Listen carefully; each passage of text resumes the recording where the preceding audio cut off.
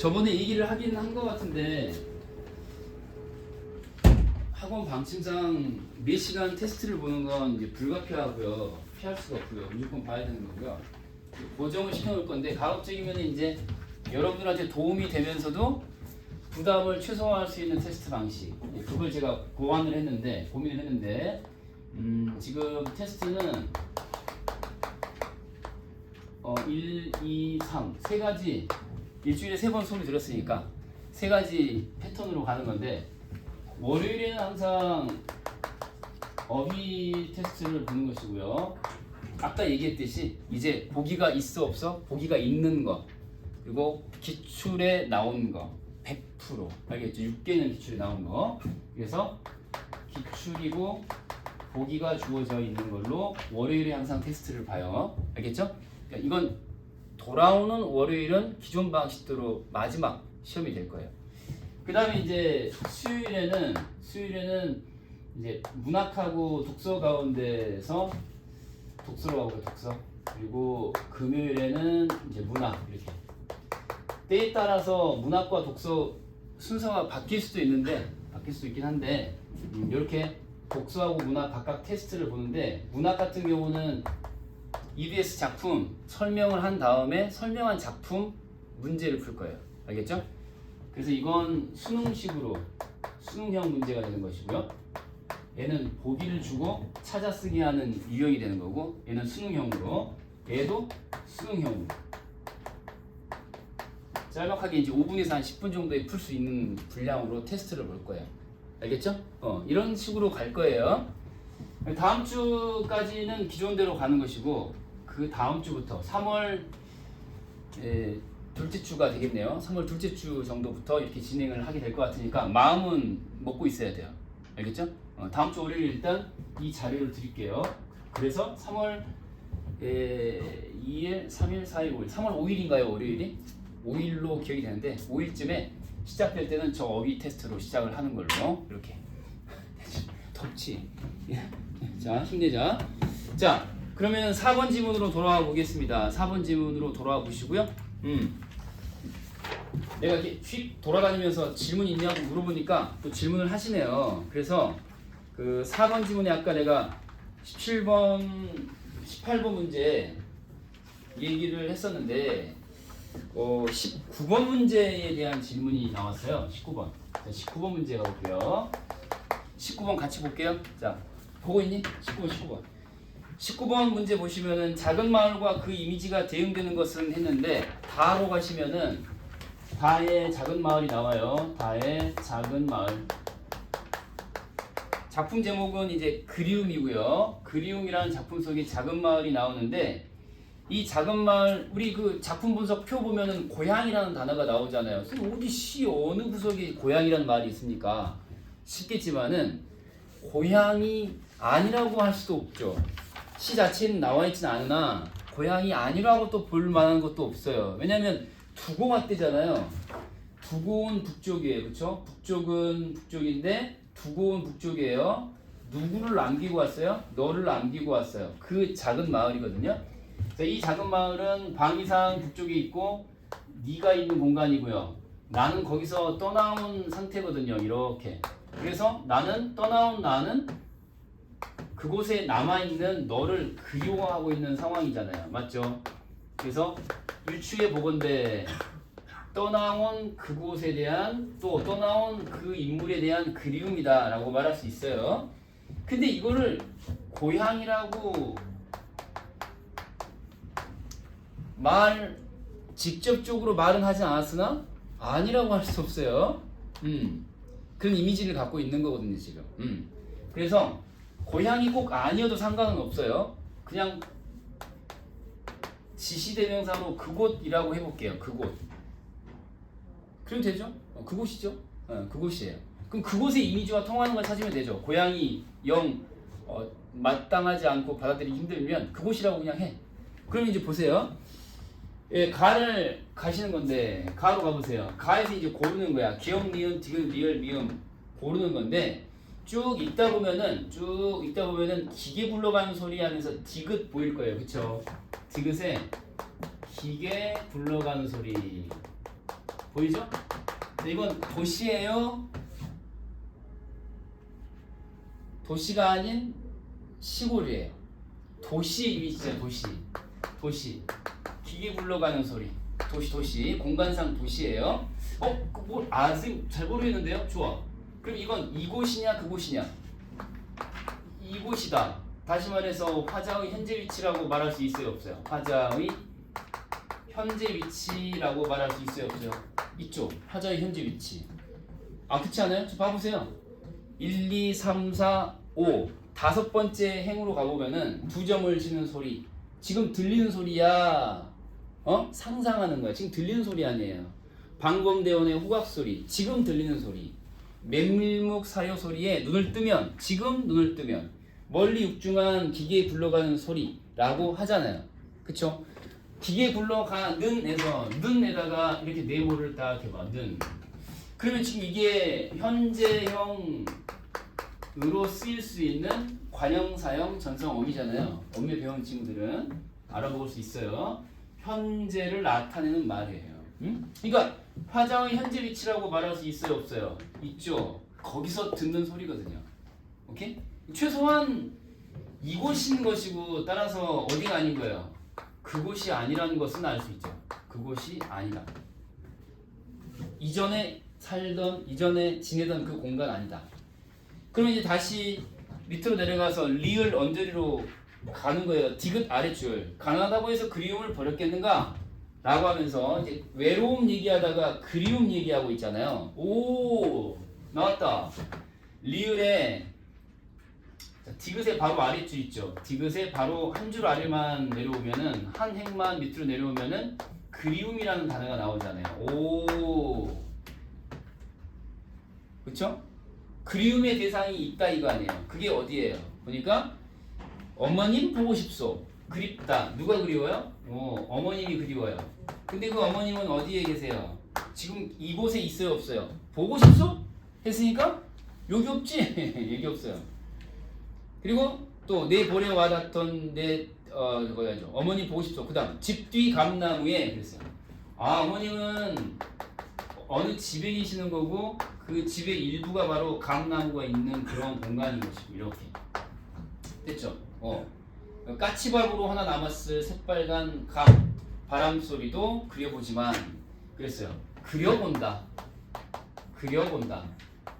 그래서 나오는 대상이 뭐냐면 새빨간 감이라고 하는 거거든요. 그래서 이제 여기 리을 새빨간 감이라고 하는 게 등장을 하는 거야. 그러면 여기는 이곳이라고 할 수 있어요 없어요? 없죠. 여기는 이곳이 아니라 어디예요? 그곳이라고 얘기죠. 그곳. 여기는 그곳이야. 이게 이제 단서가 되겠네요. 그리움의 대상이 되는 공간, 그 집, 거기에 있는 감, 맞잖아요. 그쵸? 그럼 이것도 마찬가지. 그곳에 있는 너에 대한 그리움이었는데, 그리움, 그 작은 마을이라고 하는 게 그리움의 대상으로서의 그곳 작은 마을이었던 거잖아요. 그게도 그리움의 대상인 어머니가 계시는 집에 열려 있는 감이니까 통하잖아요. 맞죠? 이렇게 하면 돼요.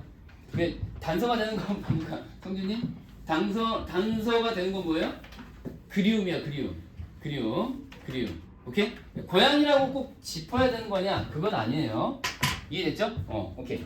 자, 질문이 또 하나 나왔었고요. 다음 장 넘겨보시면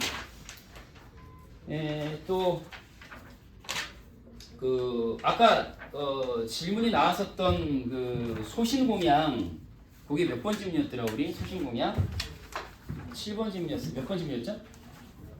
소신공양 나온 거? 아까 설명 지난 시간 끝나면서 하던 거 몇 번 질문이었니? 5번? 5번 질문이었어? 그 5번 질문 같은 경우는 다시 한번 봅시다. 5번 질문 보시면은 가나다 가운데 다 김명인의 그나무라는 제목의 작품인데 지금부터 이제 내가 찾으라는 걸 찾아보세요. 다에 지금 우리 13페이지 맞아요? 13페이지? 다에 13페이지 맞죠? 5번 지문에 13페이지 그쵸? 그 다를 보시면은 제목이 이제 그나무잖아요. 그나무의 상태를 나타내는 서술에다가 형광펜을 한번 색깔해 볼 건데 네 번째 행으로 갈게요. 네 번째 행에 늦된 그 나무 색깔을 볼게요. 늦된. 그 나무는 어떤 나무예요? 늦된 나무예요. 일찍 피었니? 늦게 피어나니? 늦게 피어난다 그 얘기예요. 꽃이 늦게 핀다. 응. 예를 들면 여러분도 어때요? 거기 들어보세요. 여러분도 지금 어떻게 보면은 이른 나무예요? 늦된 나무예요? 여러분 자신의 처지를 생각해 보세요. 더 크게 되려고 아직 피어나지 않은 상태인 거잖아요. 그 나무에 감정이입을 해보세요. 본인들이라고 생각해 보라고. 아, 애새끼들은 다 친구들은 대학에 갔어. 피어나는 거지. 난 아직 봉오리 상태인 거야. 그 나무가 여러분들인 거라고. 그럼 이해돼요? 그런 식이거든요 지금. 그 나무라는 게. 그 네 번째 행에 늦된이라는 게 그 뜻이에요. 이해되죠? 자, 그리고 이제 밑으로 내려가시면은 쭉 내려가봐. 쭉 내려가서 늦된 나무가 비로소 밝혀드는 꽃불성화 디귿 보이시죠? 그 밑으로 쭉쭉 더 내려오시는 거예요. 근데 리을 바로 아래 행에 가면은 늦깎이라는 말이 나옵니다. 리을 한 줄만 내려가봐. 한 행만. 그럼 늦깎이 나왔지. 늦깎이에다가 색깔 딱 해봐. 자연물인 그 나무를 언급한 이유가 이제 여기 나와 있는 거죠. 왜 자연물인 그 나무를 언급을 한 걸까요? 누구 얘기하려고? 내 얘기하려고 그런 거예요. 내 얘기. 이 늦깎이 깨달음이라고 하는 것이 바로 화자의 상태를 얘기하는 건데 칠판에 써볼 테니까 따라서 한번 적어보세요. 5번 지문 보고 있고요. 작품 번호 다입니다. 김명인의 그 나무인 건데 이 그 나무라는 것이랑 그 화자 자신이랑 이렇게 유사한 관계냐 대비된 관계냐를 따져볼 수 있는데 둘 관계는 유사야 대비야? 유사라고 말할 수 있겠죠. 왜요? 방금 봤던 시어 그 나무는 어떤 나무?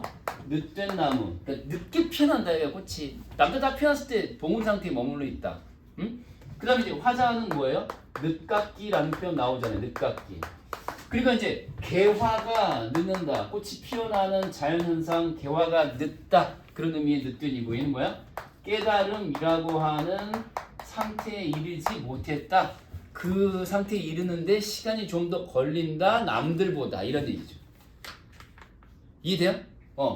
여기서 이제 빨간 편을 한번 써둘 텐데 자 왼쪽은 자연이야 인간이야? 자연이고 오른쪽은 인간이야. 제목 내지는 소재가 자연물 또는 자연현상이 나오잖아요. 반드시 선지에 나오는 게 있어요. 뭘까요? 자연과 인간 사이의 관계를 꼭 물어봐요. 여러분들이 풀었던 평가원 기출 중에서 그 새 나오는 거 있잖아요. 그 새 나오는 거. 새를 소리꾼에 비유한 시 있잖아요. 혹시 기억나요? 새를 소리꾼에 비유한 시. 그러니까 득음했다라고 하는 그런 느낌으로 새 울음소리를 듣고 득음의 경지에 오른 소리꾼을 연상한 시 있었잖아요. 혹시 기억나요? 평가원 기출 중에? 거기도 나왔었거든요. 그래서 이제 선지에 반드시 자연물하고 인간이 이렇게 관계가 꼭 선지에 나온다. 자연물 내지는 자연상이 작품에 나오면은 꼭 물어본단 말이에요. 둘 사이의 관계는 뭐? 유사야 대비야? 유사한 관계다. 라는 거 확인할 수 있어야 되거든요. 요거 무조건 나와요. 무조건. 그래서 이제 다시 이제 돌아와 보시면은 리을하고 미음 사이로 쭉 내려가는 거예요. 내려가니까 불타는 소신공양 틈새 가난한 소지라는 말을 하는 거죠. 그러면은 그 불타는 소신공양으로 다시 한번 돌아가 볼게요. 불타는 소신공양이랑 그 다음에 이 틈새라고 했으니까 이렇게 다수가 이렇게 화려하게 꽃 피어 있다 이 말이에요. 이 꽃이 피어 있는 모양은 이렇게 화려한 모양을 불탄다라고 시각적으로 이렇게 삐까번쩍한 거, 찬란한 것 이렇게 이제 표현한 거거든요. 불탄다. 이게 이제 아시죠? 이 소시공양 낮은 경지야 높은 경지야 아까 얘기했던 거 이건 아주 높은 경지에 자기 희생을 얘기하는 거거든요. 높은 경지에 자기 희생을 나타내는 표현이야. 너 네가 아끼는 대상을 위해서 바칠 수 있는 거 얘기해봐. 뭐 휴대폰 정도 바칠 수 있죠. 뭐 슬기를 위해서라면 뭐 노트북 정도 바칠 수 있죠. 뭐 이렇게 말할 수는 있겠지만 제 목숨을 바치겠습니다. 이건 어렵죠. 그렇잖아요. 슬기를 위해서 내가 목숨을 바칠 수 있을 것 같아?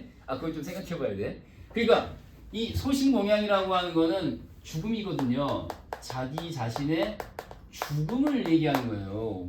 자기 자신이 몸에다가 불을 떼겼는데 살아남을 사람이 어디 있어요? 안 그래요? 불교에서는 부처님을 위해서 바칠 수 있는 가장 큰 제사상의 제물이라고 하는 것은 자기 자신의 산채로 불타는 몸이거든요. 할 수 있어? 못하지. 맨정신인 사람, 종교에 빠지지 않은 사람 못하죠. 누구도 따라할 수 없잖아. 그러니까 얘는 최고로 높은 경지야. 그만큼 불타는 형상이 매우 화려하다라는 걸 강조하는 거예요. 빗대 표현한 거잖아. 이 석촌호수가 곧 이렇게 알록달록하게 벚꽃들로 이렇게 물들 텐데 석촌호수 부분에 이렇게 꽃이 가득 피어 있는 모습이 소신공양할 때의 불타오르는 신체를 불태우는 그 활활 타오르는 불길 같다는 얘기거든요. 그러니까 시각적인 어떤 화려함을 얘기함과 동시에 어떤 높은 경지를 얘기하는 거예요. 근데 여긴 가난한 소시야. 야 이게 어디 내밀기 좀 부끄럽다 이런 얘기. 이거 가난하다는 게 뭔 소리야? 이거 가난하다는 게 어디 좀 내밀기 좀 부끄러운. 뭐 교회 갔는데 헌금을 하는데 1,000원 이거거든. 지금 부처님한테 1,000원 바치는 거야. 예를 들면 소지라고 하는 게 그 밑에 뜻풀이 나왔지. 소지 뜻풀이 봐. 가난한 소지. 이 소지라고 하는 게 그 불교에서 니네 그 종교 불교인 사람 손 들어봐. 있어? 제출 없더라고. 근데 가면은 자기 소원을 불면서 그 종이 따위를 이렇게 붙이는 장면을 드라마에서 본 적 있을 거야. 맞지? 그러니까 소원 같은 걸 빌 때 특정한 어떤 종이에다가 불을 붙여서 이렇게 뭐 우리 애기 합격하게 해주세요. 뭐 부모님들 이렇게 이해되죠? 그거거든요 이거. 그러니까 아주 작고 보잘것없지만 뭔가 자기 소원을 빌면서 부처님 앞에 바치는 어떤 그 작고 사소하고 소박한 어떤 대상을 얘기하는 거겠죠. 이해돼요? 그러니까 내가 실전에서 내가 이걸 알켜야 이걸 내가 이 뜻이 주어졌지만은 이 뜻을 왜 내가 생각해야 돼? 중요한 건 뭐야? 서술이에요, 서술. 불탄다, 가난하다. 근데 지금 맥락 자체가 자연물인 뭘 얘기하고 있는가? 나무를 얘기하고 있는 판이기 때문에 나무가 할 수 있는 이 일이라는 것이 개화, 꽃 피우는 거. 지문에 나온 대로 꽃 피우는 거밖에 더 있냐고. 꽃 피우는 것과 관련했을 때 가난하게 꽃을 피우는 거랑 불타는 것처럼 꽃을 피우는 것이랑 이렇게 이제 연결하면 되는 거지. 더 이상 뭐가 필요합니까? 그쵸? 소신공양 있다는 거 몰라도 돼요. 이해되죠? 그러니까 여러분들이 평가원이나 이게 수능에서 평소에 안 틀리던 문학을 왜 틀리게 되냐? 특히 현대시에서 짜증나게 왜 틀리냐? 처음 보는 작품을 주제를 파악 못하니까 그런 거거든요. 자꾸 그 외워 버릇한 습관이 들어서 그런 거야. 나쁜 습관, 외우는 습관.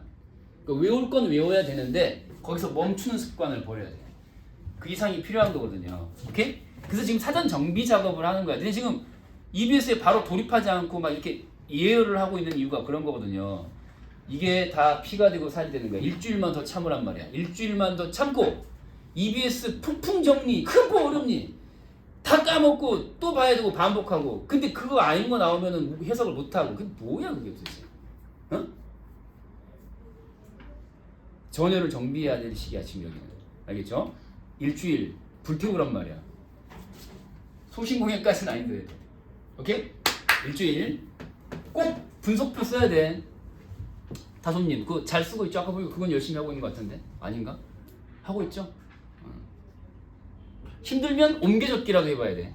오케이? 자 그러면 이제 다음 질문 또 나온 게 뭐가 있냐면은 자, 뒤로 넘겨서 6번 질문으로 한번 가볼게요. 가의 고전 시가가 나와 있는데 그죠? 가의 고전 시가가 나와 있는데 시간을 한번 쓱 보고 그래도 우리가 약속을 했으니까 EBS 수능 특강에 나와 있는 작품을 먼저 하나 맛보기로 하나 보고 나중에 다시 정식으로 다시 볼 거예요. 기왕이 나왔으니까 11번 지문으로 가볼게요. 숙제도 지금 범위상 한 상태 맞죠? 11번 지문 맞나요? 12번까지 돼 있어야 하니까 자, 준비가 돼 있으니 11번 지문. 자, 가나 가운데 나를 지금부터 같이 보고요. 그 다음에 시간이 허락되는 대로 17페이지로 다시 돌아올 테니까 17쪽을 잠깐 좀 접어두시고 17쪽을 접어두시고 11번 지문으로 한번 가보겠습니다. 아까 살짝 접어두고 있으라고 했는데 EBS 숨특강이라고 적으라고 했죠? 여기다가 간단하게 메모하고요. 나중에 차례가 되면 다시 돌아오겠습니다. 이거 정식으로 꼼꼼하게 다시 정리할 텐데 한번 맛보기로 한번 봅시다. 11번 지문이고요. 그 다음에 가나 가운데서 나 작품입니다. 작품 제목 월훈 되겠습니다. 뜻풀이 보시고요. 달 월자인지는 누구나 알아볼 수 있어요. 그쵸? 훈자는 이제 달무리라는 뜻인데 여러분 그 뚜렷하게 모양이 테두리가 돼 있는 달도 있지만 달 테두리 부분이 뽀얗게 흐릿한 거 본 적 있어요 혹시? 가락지처럼 이렇게 그 반지처럼 이렇게 그런 게 이제 달무리라고 하는 거거든요. 그래서 월훈은 달무리라는 뜻이다. 그 밑에 뜻풀이 나와 있는 거 참고하시면 되겠고요. 그럼 이제 첫 번째 행으로 가보겠습니다. 첩첩산중에도 없는 마을이 여기 있습니다 했죠. 자, 마을에다가 네모 처리만 해볼게요. 첫 행의 마을의 네모 처리. 자, 원경이라고 써보겠습니다. 원경. 자, 이 작품의 시상전개 방식이다 그러면은 기본적으로 선지에 너무나 분명한 것이라서 나오기도 좀 뻘쭘한 원경에서 근경으로의 전개. 그러니까 이 시상전개 방식의 핵심은 이거거든요. 이 작품은 먼저 여기다가 마을에 네모해 주시고요. 원경이라고 씁니다. 자, 입진 살길 저 모래뚝 그 너머 강기슭에서도 보이진 않습니다. 자, 보이진 않습니다. 밑줄 딱 그어보시고 첩첩산중하고 연결되어야 한대요. 되죠? 그래서 이 마을은 매우 외진 곳이다 라고 하는 것을 알 수 있죠. 매우 외진 공간이다 라는 것을 알 수 있어요.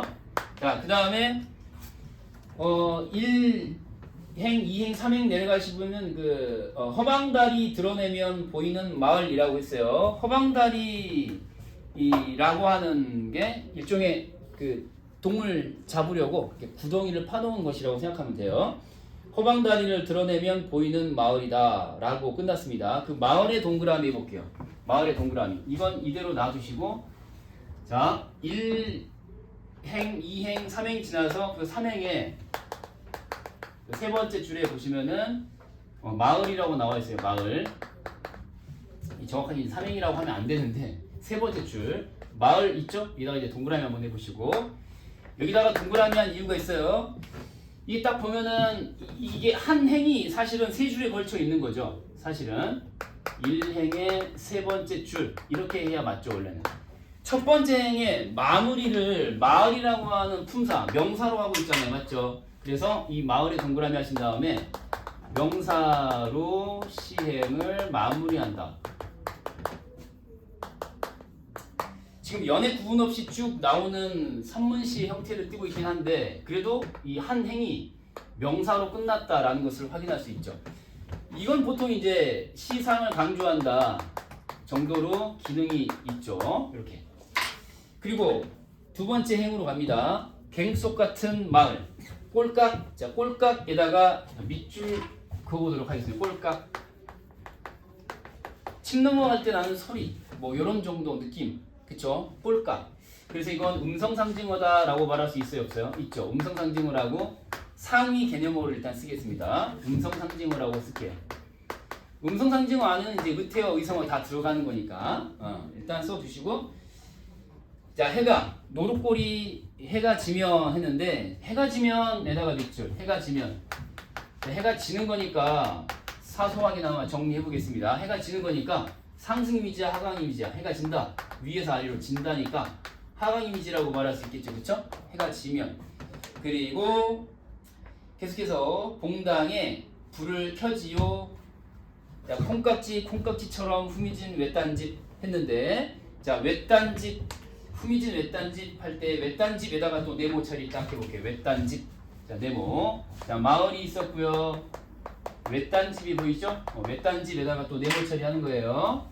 자, 그래서 이건 시상 전개 방식 원경에서 근경으로 가는 중간쯤이라고 보시면 되겠고요.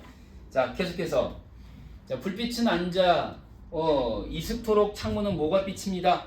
라고 돼 있죠. 그래서 뭐가 비칩니다.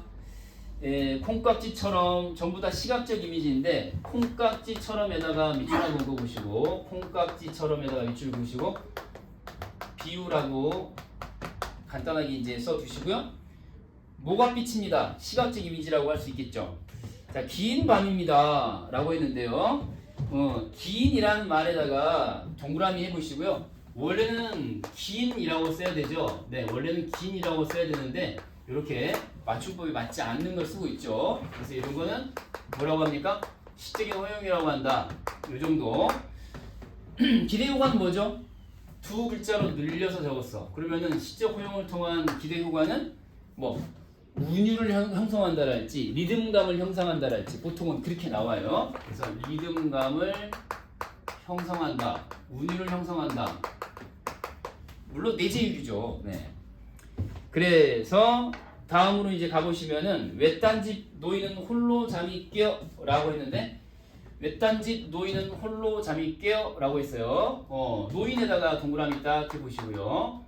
노인은 자 시적 화자입니까? 관찰 대상입니까? 관찰 대상이죠. 시적 화자가 지켜보는 대상이에요. 그래서 이제 이게 지금 이런 말이 가능해지는데 빨간 펜으로 한번 적어볼게요.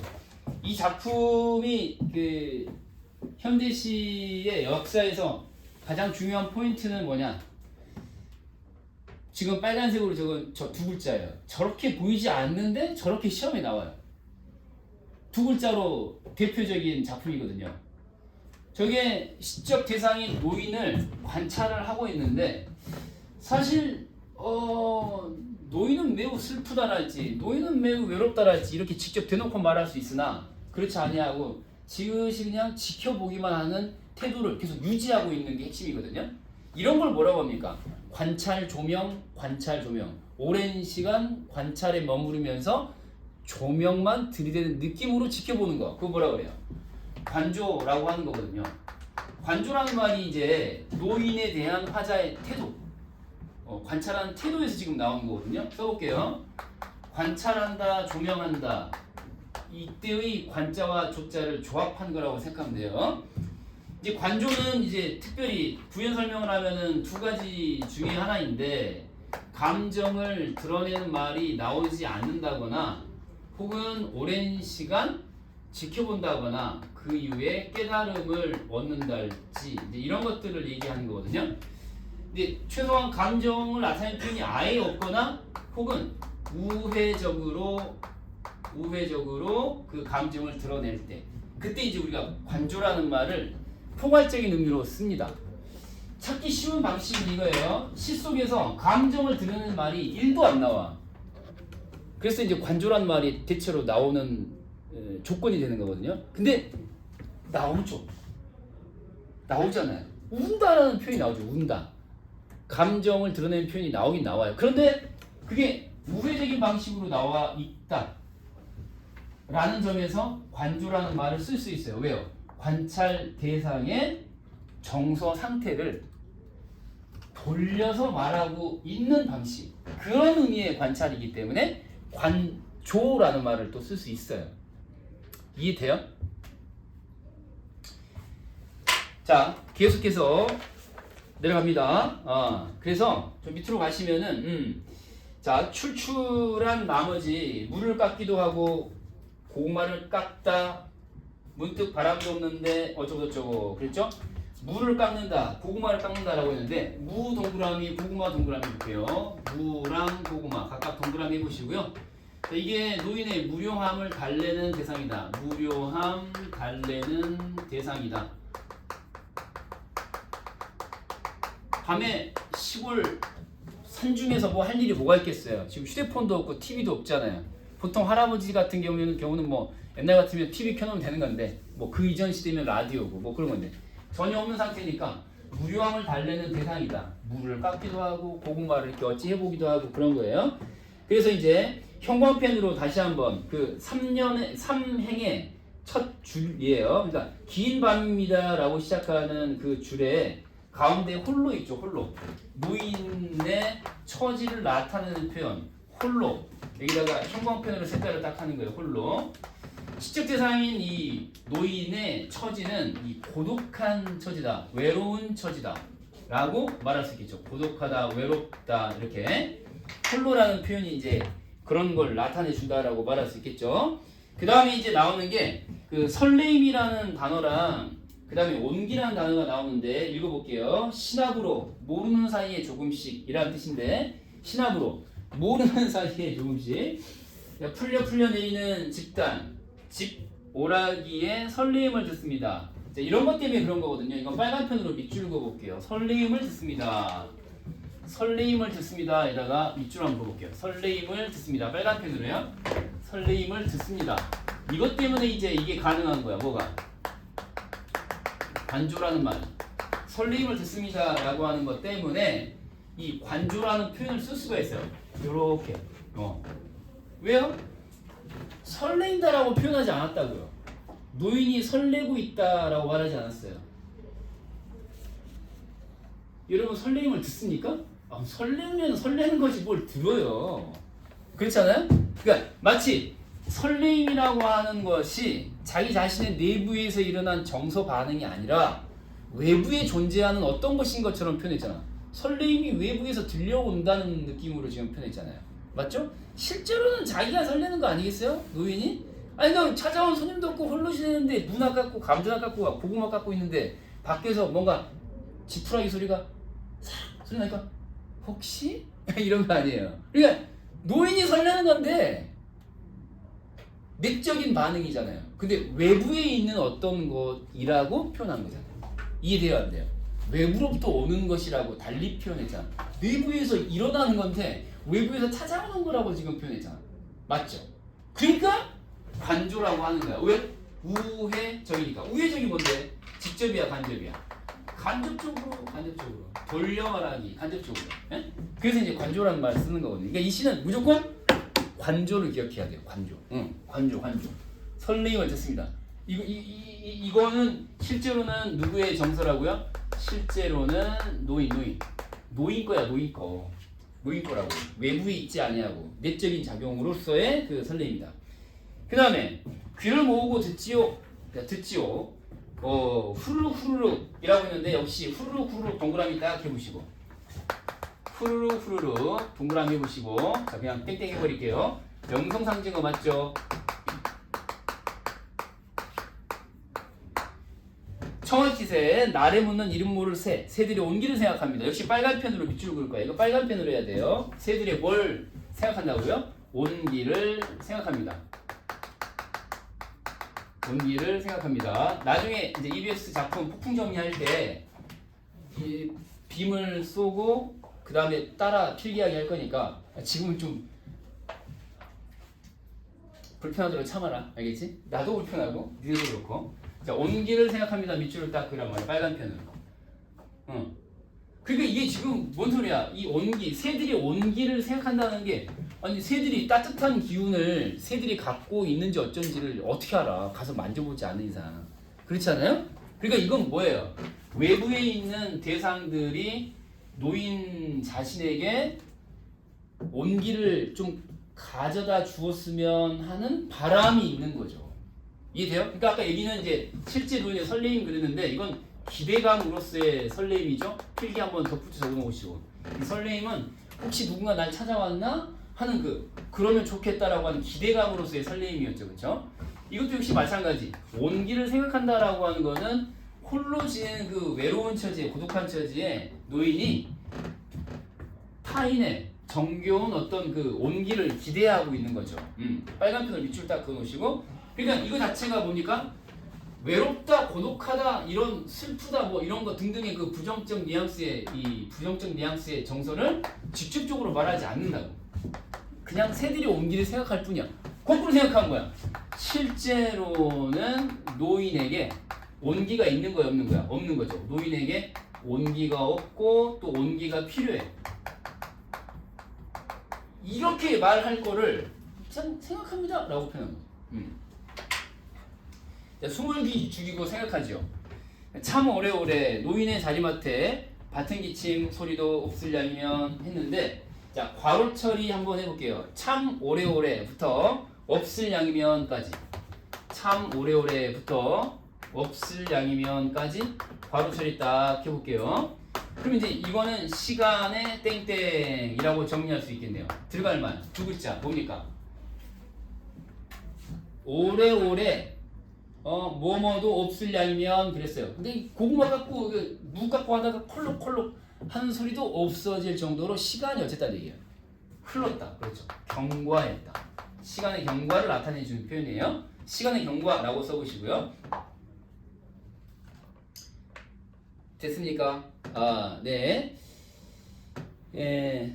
그리고 이제 다음, 이제부터가 이제 매우 중요한 것인데요. 요거는 이제 형광펜으로 한번 색깔을 하겠습니다. 이건 형광펜으로요. 벽 속에서 겨울 귀뚜라미는 울지요. 자, 울지요 형광펜으로 색깔. 때를 지어 옵니다. 자, 다시 때를 지어 옵니다 색깔. 그 다음에 벽이 무너지라고 옵니다. 또 색깔. 그러니까 울지오부터 웁니다까지를 형광펜으로 색깔 하라는 얘기예요. 울지오부터 웁니다까지를 색깔. 울지오부터 웁니다까지. 울지오부터 웁니다까지 색깔. 자, 이게 시험에 나올 수 있는 방식은 형광펜으로 색깔 해주세요. 두 가지 방식이에요. 비읍 비읍과 비읍 지읒이다 이렇게 나올 수 있고요. 성준님 초성 한번 완성해 보세요. 저 부분 선지에 뭐라고 나올까요? 비읍 비읍과 비읍 지읒. 그렇죠, 그렇죠. 반복 웁니다, 웁니다. 에? 근데 똑같이 반복하는 건 아니죠. 뭐라고요? 변주라는 말 쓸 수 있죠. 반복 및 변주라는 말 쓸 수 있죠. 오케이? 그죠? EBS 수축에는 이런 말 안 나와요. 좀 겹치는 게 있고 겹치지 않는 게 있어요. EBS가 항상 옳다고 생각하면 안 돼요. 틀리는 경우도 있어요. 막 뭐냐면은 EBS 수특강 수능완성 사용 설명서 있지. 사용 설명서가 다 맞진 않아요. 가끔 틀릴 때가 있다고. 근데 근거도 한 번씩 보여줄게. 자, 두 번째는 이제 EBS 수능특강의 설명 그 사용 설명서에는 이렇게 설명이 돼 있어요. 점층적이다. 이렇게 이제 표현이 돼 있어요. 맞죠? 울지요 1단계. 에? 또 그 다음에 뭐라 그랬니? 때를 지어 옵니다. 좀 더 강하게 표현했잖아요. 혼자 우는 게 아니라 여럿이서 운다. 그 다음 마지막 뭐야? 벽이 무너질 정도로 졸라 세게. 그쵸? 그러니까 점점점 강도가 높아지는 거 맞죠? 강하고 높아지는 거 맞죠? 그 점축 맞잖아. 그래서 이제 수축 사용 설명서에는 이렇게만 나와 있고 이렇게는 안 나와 있어요. 그러니까 내가 수축 사용 설명서를 기반으로 하되 출제 요소들을 덧붙여서 설명을 할 거란 말이야. 앞으로 쭉. 알겠죠? 그러니까 수업 시간에 잘 들으셔야 돼. 수축 그 사용 설명서만으로는 좀 부족한 게 있고 때로는 오류도 좀 있고. 자, 그리고 이제 됐죠? 이게 제일 중요한 거였어요. 형광펜으로 여기 색깔 하라고 했어요. 여기가 제일 중요하다. 전체적으로 제일 중요하다. 다시 한번 이제 우회적이라는 말 한 번 더 써보시고요. 우회적으로 표현한 거예요. 사실 이제 그 감정이입이라고 말할 수도 있어요, 없어요? 있죠. 감정이입이라고 말할 수도 있죠. 우는 게 귀뚜라미가 우는 게 아니라 노인이 우는 것이다라고 말할 수 있을 테니까요. 그걸 이제 사용 설명서에서도 인정을 하고 있어요. 감정이입으로 볼 수도 있다. 알겠죠? 그리고 또 우회적이다 이렇게 점층적이다 이런 말. 자, 어느덧 밖에는 눈발이라도 치는지 펄펄. 자, 펄펄 동그라미 하시고 펄펄 뭡니까? 음성 상징어. 펄펄도 역시 해당되겠네요. 그러면은 음성 상징어를 쓴 순간 기대 효과가 여러 가지가 있는데 하나 떠오르는 거 뭐 없습니까, 성준님? 음성 상징어를 쓰면 기대 효과가 뭐야? 선지에 음성 상징어를 활용하여. 그럼 그 뒷부분에 뭐라고 나오니? 대상을. 아니, 음성 상징어를 쓸 때와 안 쓸 때 생각해봐. 똑똑이라고 하는 거랑 그냥 두드렸다라고 하는 거랑 다르죠. 똑똑하고 두드렸다랑 어떤 차이야? 똑똑이라는 말을 썼을 때 더 진짜 같잖아. 구체화, 사실적 이런 말 쓸 수 있냐 없니? 있지. 그러니까 이것만 외우면 안 돼. 그냥 뭐 음성 상징어를 쓰고 있다 이러면은 내신이고. 알겠어요? 기대 효과가 뭐예요? 기대 효과가 대상을 구체화한다. 사실적으로 표현한다. 이런 말 쓸 수 있죠. 그쵸? 자, 그 다음에 예, 펄펄 한 방울이라도 흩날리는지 상호지 문살에 돋는 월훈이라고 했는데 마지막 월훈은 또 빨간 펜으로 네모를 한번 해볼게요. 자, 이렇게 마을에서 외딴 집으로 원경에서 근경으로 아까 그 체크한 네모 있죠? 외딴지 근경이라고 마무리해 주세요. 시상 전개 방식 일단 이건 그렇게 마무리를 해주시고 그리고 방금 이제 우리 빨간색으로 그러니까 형광펜으로 색깔 하자고 했던 게 월훈 이거 명사로 끝난 거 맞죠? 이건 시 전체 맨 끝에 있기 때문에 시의 맨 끝에 명사로 끝났기 때문에 시상을 정리한 시상을 이라는 말을 써요. 명사로 시상을 마무리라는 말을 쓰는 것이고 이건 자동으로 시상을 마무리한다. 명사로 시상을 마무리한다 라고 하는 것은 자동적으로 뭐야? 시상을 집약한다. 이게 이제 도식이죠. 도식. 공식. 명사로 시상을 마무리했다. 그 말은 무슨 뜻이죠? 시의 맨 끝에 명사가 왔다. 그런 뜻이고 기대요구는 시상이 집약이에요. 강조한다는 얘기죠. 시의 전체 주제를 강조한다.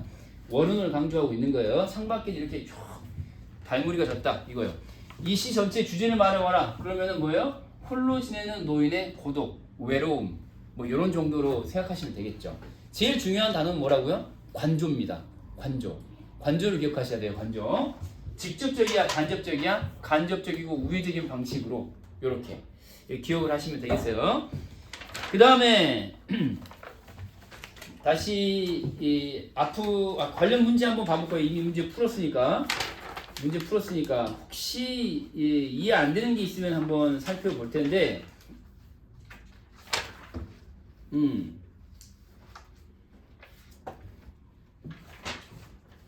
혹시 이해 안 되는 게 있었는지 한번 볼 텐데 요걸 일단 놔두고 50번 문제인가요? 11번 지문에 50번 문제 문제번호 50번 맞니? 오 그러네. 그 장면을 초점화한다는 말 있죠. 그것만 설명하고 마칠게요. 50번 문제 2번 선지 가보겠습니다. 50번 문제 2번 선지 장면을 초점화한다로 가보겠습니다. 장면을 초점화한다. 여러분 장면을 초점화한다는 게 무슨 말이에요? 장면을 초점화한다. 이 장면을 어떻게 처리한다는 얘기예요. 카메라로 치면은 원경에서 멀찌감치 두고 보는 거예요. 가까이 당기는 거예요. 가까이 당기는 걸 말해요. 알겠죠? 그러니까 대상에 대한 자세한 묘사 정도로 소박하게 이해하시면 좋죠. 장면을 초점화한다는 얘기는 줌인을 한다는 얘기고 확 당긴다. 자세한 정보가 나오겠죠. 그림 그리듯이 묘사하듯이. 그 사실 아까 우리 봤던 이 시 그런 거 아니에요? 마치 그 노인의 방에 들어가 있는 것처럼 자세하게 확대해서 표현했잖아요. 그렇죠? 초점화라고 말할 수 있죠. 이해되죠? 오케이. 자, 오늘 수업은 이제 이 정도로 마치고요. 월요일 테스트 한 번에 한번 통과해 봅시다. 마지막으로 보기 없이 보는 마지막 어휘 테스트니까 최선을 다해 봅시다. 알겠죠? 고생했습니다. 금요일에 우리 테스트 보기로 한 거